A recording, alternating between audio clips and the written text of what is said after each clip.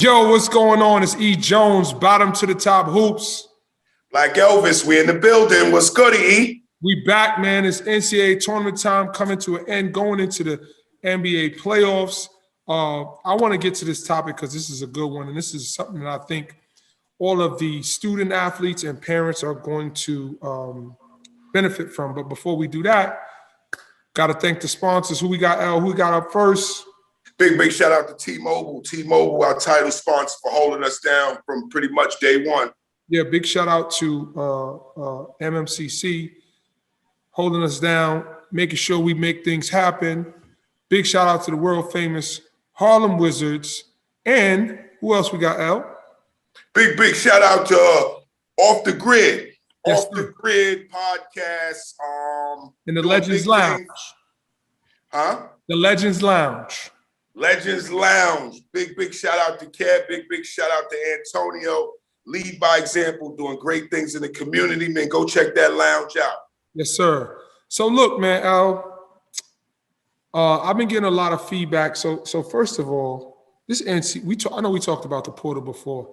This portal is crazy. Yo, let me just say locally, St. John's lost Rashid Dunn, Greg Williams, Vince Cole, Isaiah Moore, Marcellus Ellington. Toro graduated. They lost 8 players to the portal. The only players left on the roster is Dylan, Posh, and Champagne. Wow. It's not just for low level. Everybody just want to move. This is a different day and age, man. Yeah, I thought Dunn was pretty good at the Johnnies, man. So I think what happened with Dunn, and Dunn's been to a lot of schools, I think what happened to him was the NCAA gives him a year back, right? You know it's pretty much Posh's show next year. Yeah, that's true. I got to go get some money or try to. He averaged 9 in the Big East, which is respectable. What can I go average if I go play at Hofstra? If I go play at Fordham? Might be 13. I might be the guy. Like, not for nothing, he's a serviceable point guard, plays hard, plays D. He's, battle tested 2 years in the Big East. He did well at a mid-major level. I believe he averaged like 15 at Cleveland State. So if he goes back down to that level, you know what I mean? So the transfer portal's real. Student athletes are panicking. JUCO kids are panicking. Prep kids are panicking. So I want to go through the options of what people should know with respect to what should you do. Let me just give a big shout out to Marquise Noel going to K-State. It's huge. You know what? I got my popcorn ready because I think his toughness is going to get him over. And he already felt like he was supposed to be there. And my guy, Damon Chung Kui, that led Mount St. Mary, he's in the portal. Yeah, it's crazy. Some stuff makes sense. Some stuff I'm just waiting to see. But that's like the sexy thing to do. Dude just like, oh, I'm in the portal. And they posting it like I'm in the portal. What about your coach, your previous coach, saying, oh, you're in the portal, I got to replace you? But guess what? Some people got pushed to the portal. But we ain't going to talk about that. Yeah, but look, I can imagine. Al, I'm going to ask you the first question. I'm a senior. I'm a prep school kid. The Division I live period has been pushed to July. There's some Division II live periods that are going to be sometime in April. Should I play? I just played a high school season, or I didn't play a high school season. Should I go out and play AAU? What would be? I would. Get more looks. I would. So tell me a little bit about what your perspective would be or what your conversation would be with a parent who's trying to figure out, like, what should I do with my son? He should play AAU. Tell me what that does for me. Well, I'll put it to you like this. If you have a kid who's on his way to college and he already has offers and he's already pretty much stable, meaning the college coaches want him, he has a couple of schools that are very interested, sometimes a kid playing AAU can hurt him because he already has pretty much a solid foundation, enough schools where if he plays, the only thing he can do is hurt himself. Then you're going to, on the other hand, have kids who didn't play this season. They need more looks. They need eyeballs. So guess what they're going to say? You know what? I don't really like the schools, or I don't feel the schools that are recruiting me is on the level that I feel I can play at. So I think I need to play a little AAU ball just to get me some more looks. Great summary. Here's scenario 2. I want to be a Division II player. Right now, I got some respectable D3s. I'm going to just name some good programs. NYU, University of Scranton, real good D3, right? King's College. But I want to play D2. But these D3s are offering me a situation where I got some academic money. I'm getting some state aid. I'm getting some federal aid because I'm a qualifier. The D3 team went to the national tournament. They're saying I can come in and be an impact player, but I want to play my way up to D2. What should I do?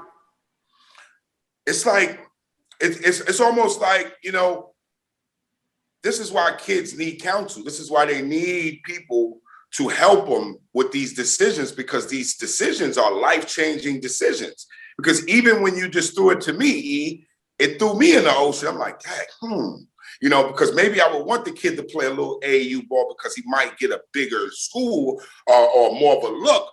But then let me say this, we're in the middle of a pandemic. So for you to be playing around and think, like, unless you 6'11", or unless you like... If you 6'11", you probably wouldn't be in this position. You see where I'm going? So it's like, I wouldn't jeopardize me already having something solid to put myself out there to something that's really going to be a speculated situation. Bird in the hand. So I think the scenario gets a little sticky when I say they're recruiting 3 players, right? I'm their first choice. So you definitely want to go where they love you and you don't love them, right? Yes. Well, let's say they love you more than you love them, because you don't necessarily want to be D3, but they see a big picture for you. And I know a lot of kids have dreams and goals of being a professional. Don't think there aren't D3 guys, D2 guys, NAIA guys who make it to the professional ranks. Wherever you go, you still have to produce. Don't think because it's D3 that it's not going to be a high level of basketball. So let's go down in the breakdown, L, just so people are educated. There are 13 scholarships available for Division I. 13. If a Division I school has holdover players, I'll give you a scenario. I just want to explain this because this was taught to me. If they have holdover players, they have 3 seniors, they all decide to come back, right? That school can give out 16 scholarships. The NCAA allowed them to say, I'm not going to penalize you on bringing in new kids because holdovers want to stay. So you can still redshirt 3 or carry 16. That's first. Division II schools usually have 10 full rides or a pool of money. So Division II schools have to be a little bit more creative depending on where you are, but they don't have 13 full rides, meaning school costs $25,000. They may give them a budget of $240,000, figure it out. Get kids academic, get some in-state, make your roster, and it's like a puzzle they got to put together. Got it. Division III, these are all NCAA, are not allowed to give athletic awards. Creative Division IIs usually couple academics, federal aid, merit-based scholarships, and alumni support and things like that to be able to get a kid to a low number or 0, depending on their need. Now, L, with respect to junior college, some people don't know. D1 can give a full ride with housing. D2 can give all costs for tuition, but they can't provide housing. D3 can't provide either. And the NAIA is now going from NAIA Division 1 and 2 to just one division. NAIA resembles Division 2 with regards to having a pool of money. And that pool sometimes could be a lot smaller.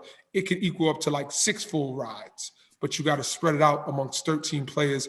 And NAIA schools and JUCO schools, I've seen them with as many as 18 players, Al. And you play junior college ball. So how many guys did you start off with at Sullivan? Jeez. I think it was about 15 of us. And how of that 15, how many of them were good players? Probably about 12 of them, 13 of them. How many did you finish up with at the end of the year? Well, I was out of there. Me and Ali Mo was out of there. So there you have it. That's the JUCO story, though. Yeah, because I got out of there and went to Ulster. So now, right, JUCO, guy leaves because he's unhappy. And people think this transfer portal thing is new. JUCO was the portal way before the portal. Dudes come. I seen dudes in the middle of the semester like, yo, who's this dude at practice? I'm like, don't they gotta wait till the semester break? Nah, we good. Yeah. JUCO at a high level, they do it the right way, but it could be the Wild Wild West, man. And you have to understand, if you're going to junior college, you have to be almost more ready to play than NCAA, because we don't got no time. We only got 2 years for you to get it done. So with all of those levels, I think it's important for people to first take stock of what was the last thing you did that was relevant. And I want you to speak a little bit about how video is going to play such an important part with respect to coaches not being able to go out and recruit kids live all year. What effect does video now play in this recruitment process? Well, it's going to be probably the number one source of recruitment right now. You know, why am I going to leave my crib, especially with, you know, guys like you who put together events, you know, who are innovative, you know, and people are going to figure out ways of doing it where it's visual, where you can almost be in your crib and feel like you're in the gym. And I feel that's the way we're going now, you know. So, you know, with all of that being said, I really know for a fact video is going to be a concrete way to lock in a kid, because that's only the really way you can see them right now. The only way. So now, hint, you need to get yourself with a good video person. I know a few.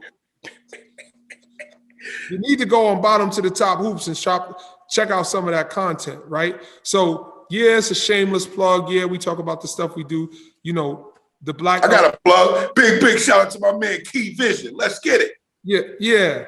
So, Elvis, you've been doing this from, you know, Jaquan McKinnon, Shamari Pons, Ben Simmons, like the list goes on. EYBL, yeah. And you were creating video and increasing the visibility of these players. Mm-hmm. And now it goes from being an add-on to the main focus of recruitment. So now you get with the Black Elvis and Bottom to the Top Hoops, bcomtv.com, and you say, you know what? I'm lost. Everybody needs video. What people don't understand is it's not okay. I just think it would be advantageous for you to get with somebody who can make a plan for you and not just make a video for you. Mm-hmm. What do you want to show in your video? What is the kid's strengths? How do we highlight that? And does that person have relationships to actually put that video on a platform where it can be seen, shared, or they can send it out directly to somebody? Because if I make a video and I don't know any coaches, and my coach doesn't know any coaches because I'm not anywhere right now, and there's nobody talking to me, I put the video up, where is it going? There's services out there to do this kind of stuff, but I'm just saying, take advantage of information like this so you can get with somebody to say, I want to create a story for this kid, you know.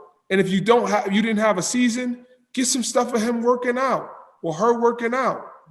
that could be a big advantage to you as well. And L, I want you to talk a little bit about, and this will be our last point, the combination that we talked about with video and recruitment. Now talk a little bit about the timeline, right? Because school ends late May, early June, some people mid-June, late June. Colleges end in May. Coaches are now telling me, we're done for 21. If I can get a steal, I just want to hold one. When should people be looking to start making their decisions? Now. Right? We're in the middle of a pandemic. See, this is what we don't want parents, and more importantly, we don't want a bunch of our entitled kids to think it's more than what it is when we're in the middle of a pandemic. Times have changed. Recruiting has changed right now. So we have to be smart and really go with something that we know can be a solid fit instead of, I think I can get a bigger school. I think I can get a better conference. But at the end of the day, those better conference, like I'll give you a perfect example. Remember when you interviewed Shaheen Holloway and you guys were joking, but it was one of the realest things I've ever heard. He said that we're always trying to recruit up. He said, but the crazy thing is the kids are always trying to go up. So, which means there's no balance in between, which means there's a lot of kids that get caught in the shuffle of, oh, I thought he was that deal. I got to get another guard next year. Now this kid's here thinking he locked in and he's really in the ocean. He's about to be replaced. So the last thing, Al, I know I said that was going to be the last point, but I just thought of something. I'm sorry. It's what I do all the time. People just don't know it, right, Al? Yeah. We talk about reclassification. We talk about prep school. The amount of inquiries that I've gotten for prep school and kids that want to take advantage of a prep year. If there was any year for a kid to do an extra year, the time is now. Because you could literally find yourself without a situation. And prep school are willing to lock people in now, right? Yeah. And the narrative is changing. I watched the Geico Nationals, and now AZ Compass is in it from the grind session. Prolific Prep is in it from the grind session. It ain't just the regular, the names. The grind is different. Like OSL Prep, you know what I mean? Multiple Division I players. And go to a prep program that's established, somebody that's going to have a solid academic component, somebody has a track record of placing kids, and somebody that's going to actually develop you. Because if you go in just to hoop, that means you're going and playing a year and you're just trying to get a redo of what you just did. I'm saying go somewhere that can make you better. So now when you come out for the second time as a super senior or a post-grad or prep kid, now you have a different skill set. So a college can say, I like that kid when he came out of X school, but he got strong and I see he's more athletic and he's knocking a jump shot down. We might give him a little bit of a deeper look now. So I think that's a possibility. So I think that's in summary, man. Sum it up for me. Ladies and gentlemen, please be mindful, be conscious of your timeline, know what your options are, get evaluations from somebody you don't know that can independently give you truth about where your child is. Make the best decision for this time now. This is an unprecedented time. So you cannot, and I repeat, you cannot say, yo, 2 years ago, this kid went here. No, it's not that. This is now, and you have to make the judgment based on now. And hopefully this gives you more insight as to helping you find ways to advertise and market your child and their abilities and get closer to making a great decision on your child's future for college or prep school. That's it, man. That's all I got. Great show, man. Great show and very informative. If parents are listening, they've got an opportunity to learned a little more about the portal. Yep. They definitely learned that if you have a situation and an offer, you need to take it because it's not guaranteed it's gonna be there. Yep. And that's it. So, man, yo, make sure you check us out. YouTube, Spotify, Apple TV, and most importantly, BCOM TV. Check out that Off the Grid. Make sure you check out The Decisions. Big shout out to Jerry Ice, D. Jones, City Legends crew. You got the last word. Big shout out to the man who make it all happen for us. Guy upstairs.